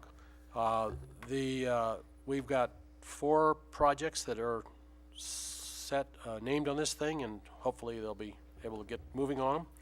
The Ray Lawyer Drive Park and Ride Lot on Highway 50, 1.1 million. Western Placerville Interchange Phase 2 bicycle and ped improvements, 1.1 million. Western Placerville Interchange Phase 1B bicycle and pedestrian improvements. The city of Placerville is $762,000, and I believe that's the walkway that would go from the Juvenile Justice Center down to Denny's. Yeah, so it's a sidewalk and bike combination. And Upper Broadway bike lanes, environmental and design phase. So those are all items that'll be coming as part of this total little over $10 million that comes to El Dorado County. So we did very well on that. Could you kind of explain the Cumbelic Road, how that, That's not in this. oh, okay. So how can I explain No, it? you Oh, can't. that was we did that earlier. We did. That was on the consent calendar. Yeah. And we do have plans going to bid, I believe. Is that correct? Or Yeah, after tonight's action, we'll send the notice into the paper. It'll be published Friday, so we're opening bids April 8th. yes, and that would be the bike and pedestrian bike lanes. Bike lanes on Cumbelic Road and widening and overlay from Canal Street to Route 49. Okay, great. I just wanted the public to hear about, you know, that we are gonna get a really big project for, you know, for the city, with funds. What's the amount on that one? Is It's, Well, that does leverage $240,000 approximately of state bicycle transportation account money. A little bit of EDCTC transportation development account money, $15,000 there, and the balance, as I mentioned in the staff report, of we'd like to overlay the whole road. The pavement is in bad shape, so local RSTP. Oh no, Main Street's going to take that. That's right. There is some gas tax money. That don't forget that. That is the new priority. There's some other funding available to supplement that funding. all right. I just Good. have one And other, then, comment. So that's on Transportation Commission. Was there? You had an No, additional- I just wanted to say, you were talking about the Main Street. I have never had so many comments on that. People saying hurrah, that we're gonna repave that lower Main Street. So, Again, we're trying to do it before fall, before winter, I guess would be correct, or early spring, depending on what we can break loose on the way of times where we can get contracts on it. LAFCO, Ms. Pat. And actually, Mr. Mayor, I do have some follow-up information for the Transportation Commission. before we Oh, leave really? that. I do. Okay, I'm sorry. That's all right. That's all right. I forgot you were on that committee. I am, Because you yes. ran it actually this time. I did, so. I thought a couple of information items were very interesting to our community. The former director of Caltrans presented a very interesting presentation on our infrastructure crisis. And while I won't repeat all of it, I think it's important for the community to know that there is a new trend in transportation, a new emphasis on fix it first, that the emphasis will be on fixing our roadways rather than making new roads, which has been the trend before. The challenge is, the question I asked is, while that is a new trend coming into play, there is a lack of revenue, of course, in the gas tax, and a lack of funding at the state and federal level. And I asked if the trend is to fix it first, will there also be the opportunity to return revenue back to local jurisdictions so we can fix our roads first? And unfortunately, Mr. Kempton said that the trend is actually to take more control away locally and tie our hands on, state and federal agendas, which is, really frustrating. So I'm going to be, certainly taking up this back at Cap to Cap for, discussion at the federal level, because that's just a really disturbing trend. The good news on that is that SACOG is our regional COG. Right. That would be helping, and is fighting to keep that control at least at the local level. At the local level. Right, because that's disturbing. And then on the Beta Basin study was just finished up at the Transportation Commission, and that's a fascinating study that certainly our Chamber of Commerce will be, implementing or working in our community. The bottom line was that we have about 6.5 million visitors each year on Highway 50, and that's good information for us to know. Then the question that was asked in this study is, with the amount of visitors passing by our town, what would increase their chances of stopping in Placerville? I thought that was a really good question. And 72% said hotels. 69% said better signage. They don't know where to go. They don't know what's here. Fascinating. That's easy. 67% said unique restaurants. And 69% said better and clearer direction on and off ramps. They're not quite sure once they get off, can they get back on, even though it looks pretty clear. So a lot of that is pretty basic information that if perhaps we can make some changes there, we'll have a better likelihood of increasing people into our town. And in the summer months, we have a 50% increase of tourists in our daytime population, which was interesting to me. And that one of the gold country cities that is exploding with tourism is Sutter Creek. And the reason?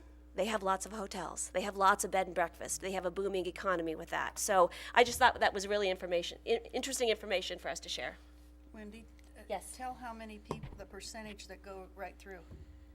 Do you remember that? Was it like 85? 85%, yeah, They just don't pass stop. right through. And a lot of them don't even stop at the signals. Right. That's so maybe the bad there's a news. revenue option there. Yeah, right. And we also heard about the signals. Yeah. Right. So it's also some possibly good news for future traffic studies that would. I don't know if I think it's good I should news. say this, but that we may want to look at possible bypass options, because with good quality bypass options and the ability, that's one of the things that's happening at Sutter Creek, is there's a very good bypass options for people that are throughput, Right. that are not interested in stopping, but if they have the opportunity to stop, they're there, and they're spending substantially more money than they have in the past, and they're spending more time there. So again, that was one of the other things I thought, if we added another Starbucks, we'd probably get the same thing. But I thought that was interesting because for a long time we heard about the doom and gloom Right. about Sutter Creek and how the merchants were all going to go broke and they were all leaving, and now we're getting this glowing report about what a good thing it was. So. Oh, and one other thing I forgot is that the Transportation Commission has gotten funding to do an actual study on Apple Hill traffic and the impact and the possible options for alleviating that congestion. So that's good news going forward. That would be. Also right. SACOG, we talked about some of those same transportation issues, CMAQ primarily, at the Transportation Committee. And then about Tiger 6 funding, and Nate's looking at that. There's a new round of, I guess, shovel-ready, supposedly.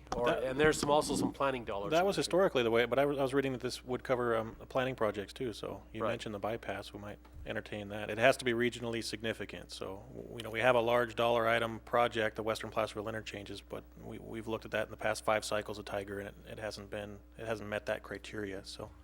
I think a Highway 50 that, doesn't delay people is regionally significant, so I'd like to look at that. Good. SedCorp? Oh, wait a minute, Carol hasn't, she didn't get to give her laugh code. I didn't think it was that important, I guess. Go ahead, I've been there. Yeah, it's an exciting one. But we did do the budget, and I just want you guys to know that the City of Placerville's ticket to be in LAFCO, we just went up a little bit because of the budget that was passed. I had no idea how they even funded LAFCO, and now you found out. Now I know. But I did want to go, actually, there was 2 other things. One was back to the signage on Main Line 50 and Placerville, and the fact that we're looking at the historic district designation. If in fact we go for that and get that for our Main Street area, then we can apply for the brown historic signs that say Historic Business District, exit here, which we tried to get before and couldn't because we didn't have the designation. Do we have to go to LAFCO for that? No, that's Caltrans, thank you very much. But then the other thing that I wanted to talk about was that Pierre Rivas and Mr. Morris and I went to the PDA meeting at the first Thursday of the month, and to talk about the Main Street overlay and the historic district designation. And so at this particular junction, and maybe Cleve wants to touch on it, they're gonna look into a couple of options of the timeline, because obviously there was concerns with an August, September, October being Apple Hill, lots of events, blah, blah, blah. But then also the recognition that there's no good time. And then, how can we do this as quickly as possible? So, I don't know, Cleve, if you want to say anything about that or what the next steps are with that. Will it come back here? Maybe. How's that? We assured them, I presented a timeline in your report, but that was mainly to show you what could be done if we really stepped up and moved quickly with it. And we presented, so they caught on to that quickly, and they did explain that, that is their busiest time, August to October. However, there was quite a bit of sentiment, too, to look at what the long-term vision is and how nice it will be once this is done and how it can affect business and improve business. What we've committed to do, or what I committed to do, I think everybody but me had left by the time it got to Nate was there and Pierre was there, but Pierre may have been there. But I committed to them that we are going to look at different schedules, what could be done. We'll try to explore all options, including one person pushed me hard to say, let's just do it all and get it done as quick as we can, day, night, whatever. But we'll look at all options. We'll present those. What we want to do is hold another meeting probably around the 1st of April if we can get everything ready by then. This might be the first I've told Nate that's when I'm going to do this. He looks panicked. He's starting to get nervous. But anyway, as soon as we can, to put those potential schedules together, hold a meeting here in the evening once we have figured out what that date is, and invite all of Main Street, not just PDA, but all of Lower Main Street to that meeting, and hopefully get a good turnout and receive their input. I think the consensus is there that it's a positive thing. Everybody agrees, but everybody recognizes there's going to be some headaches and some sacrifices that need to be made to get it done. And so we want to work with them and make sure that it's done in the most efficient manner we can and get it done. So will that meeting be like a community chat type of a forum? Is that what you're thinking? I believe so, yeah, where we'll have different options to present. We haven't talked about the format for sure. I'm hoping that it can be a positive thing rather than a negative thing, but there's a lot of different views on what. But I think we should also remember that it's not, I know that the merchants are really important and obviously very concerned, but also the residents of our community really, I think, deserve to have have their voices heard Sure. to this. You know, it came up so quickly on the councils. I was just shocked that there was nobody here. And when it came to on our agenda. So I think a chat might be an opportunity. We'll do as much advertising as we can to get that out to everybody, not just the, I would like to see us go door to door to the businesses and put flyers out to them, but we'll get it in the paper and see, maybe we can get a banner up on Main Street or something. We'll see if we can get that done, but we'll do what we can to get the word out. Great. You better reserve that quickly. Yeah. Yeah. I know. And what it boils down to is we've got to do it, and we've got to do it really soon, and we can't keep dragging it with all these meetings and, you know, I mean, it's one of those things that, here it is, guys, and, you know. Well, and the important thing, in the meantime, we are moving forward. You know, I know that Nate's already been starting on some things to get started with design and things like that. So we're not delaying anything by doing Good. this, but, Good. so we're moving forward on those things we need to, so. Okay, do you have anything for SEDCOR? No. No meeting? No Okay. meeting.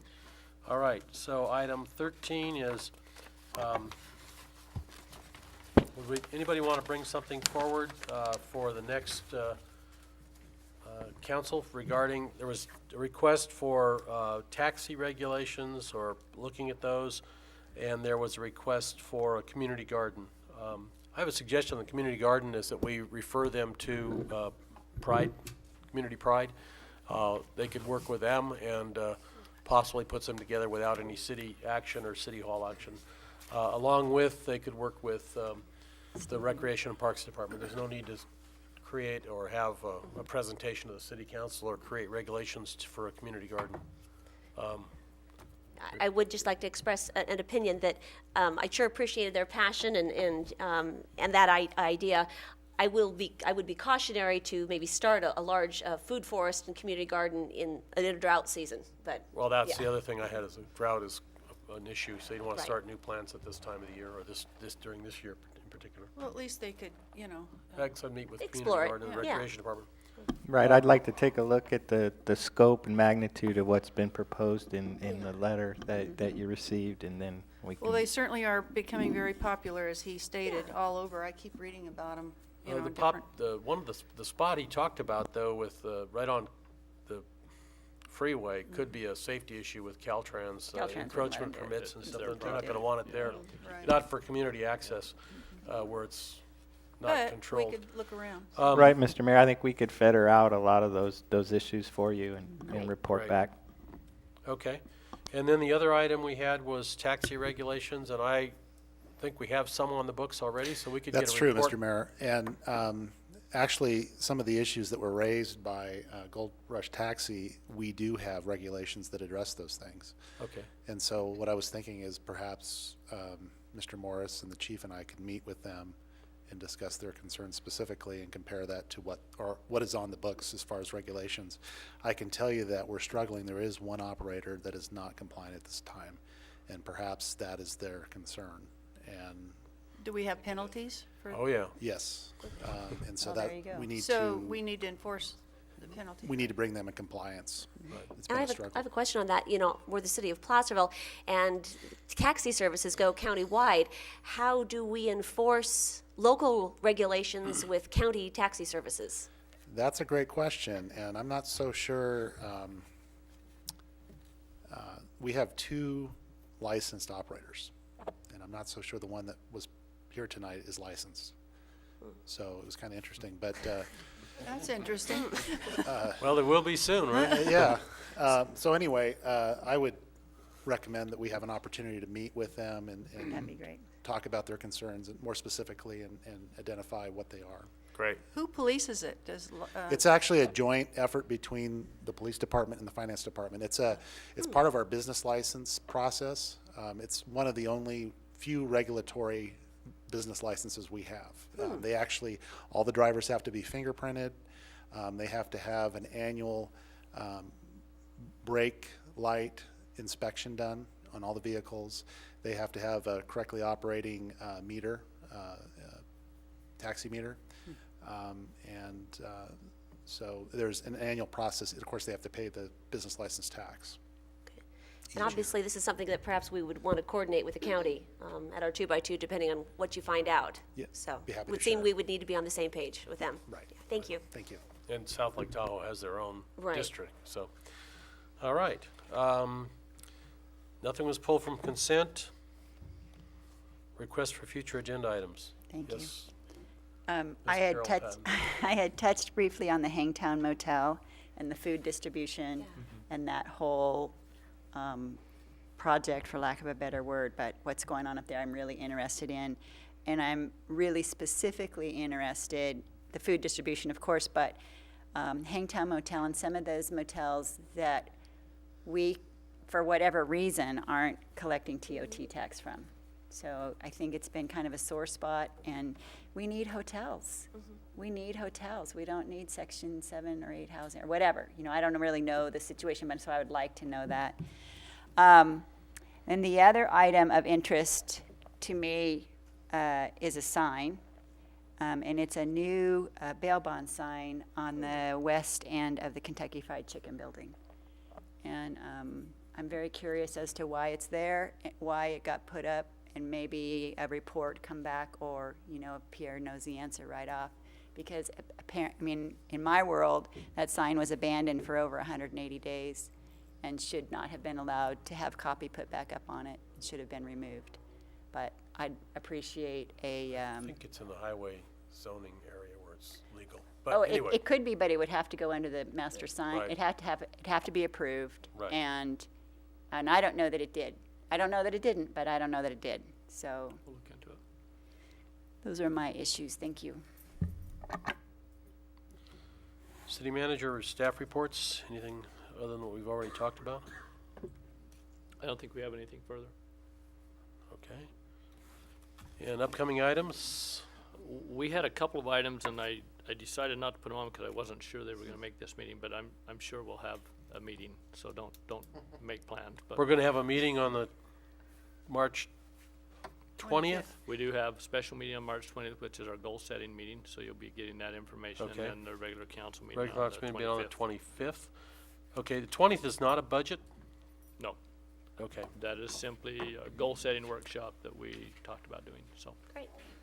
Okay. Bless you. All right. Meeting is adjourned at 8:02. Thanks. Next meeting will be 20th and the 25th. Is that at 5 o'clock? It says 6. Both are at 6. A closed session on the... Well, I just have in my calendar at 5 o'clock was March 20th. I don't know. I'm just asking. It says on this agenda 6, so I I've got 5 to 8. that's what I have. I have 5 to 8. Okay. Yeah. All right. So did I hear you say the 20th and the 21st? 25th.